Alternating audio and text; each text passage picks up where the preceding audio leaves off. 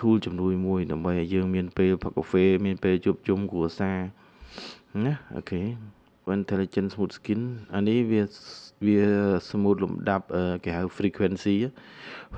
នេះនៅពួកអឺរ៉ុបហ្នឹងគេប្រើច្រើនទៅលើ frequency separation ណាវាជាប្រភេទ smooth skin តែវា professional ខ្លាំងមកវាអត់មើលទៅ smooth ខ្លាំងទេអញ្ចឹងយើងចុច high end frequency នេះមក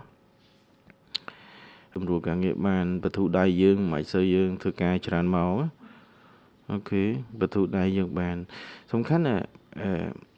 AI វាមិនមែនប៉ះពាល់ដល់ការងារយើងទេ AI វាគ្រាន់តែជា tool ជំនួយមួយដើម្បីឲ្យយើងមានពេលផឹកកាហ្វេមានពេលជួបជុំគ្រួសារណាអូខេកន្លែងដកខ្មៅអញ្ចឹងឃើញទេវាជួយសម្រួលទៀតឃើញទេអាកន្លែងខ្មៅកន្លែងរុញរាងអីវាជួយទេហើយ skin វាមកល្មមស្អាតណាឃើញវាធម្មជាតិហ្មងខ្ញុំ zoom ឲ្យដល់ហ្មងគឺមើលទៅវាដឹងថាយើងកែវាបែបថ្លាហ្មងអូខេអញ្ចឹងខ្ញុំប្រាប់របៀប export ចេញអញ្ចឹងយើងដិតអីអានេះឃើញទេយើងអាច make up ឲ្យខ្លាំងក៏បានស្រាលក៏បាននេះ remove oil ហ្នឹង oil remove ហ្នឹងដូចថាថ្ងៃយើងមានប្រេងមាន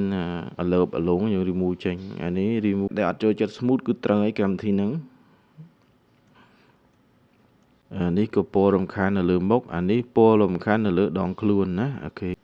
ប្អូនគ្នាអាចមើលបាននេះនៅលើសក់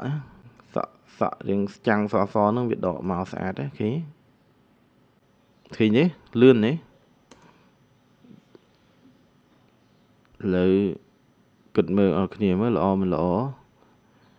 ខ្ញុំអត់ចង់ឲ្យទាំងអស់គ្នាចំណាយលុយទេប៉ុន្តែអានេះគឺយើងអាចកែដៃបានដែរគាត់ថាវាគាត់តែជារបស់ជំនួយយើងណាវាជារបស់ជំនួយដែលយើងអាចសម្រួលការងារយើងបានបទុដៃយើងមិនសូវយើងធ្វើការច្រើនម៉ោងអូខេបទុដៃយើងបានសំខាន់ណាAI វាមិនមែនប៉ះពាល់ដល់ការងារយើងទេ AI វាគ្រាន់តែជា tool ជំនួយមួយដើម្បីឲ្យយើងមានពេលផឹកកាហ្វេមានពេលជួបជុំគ្រួសារណាអូខេ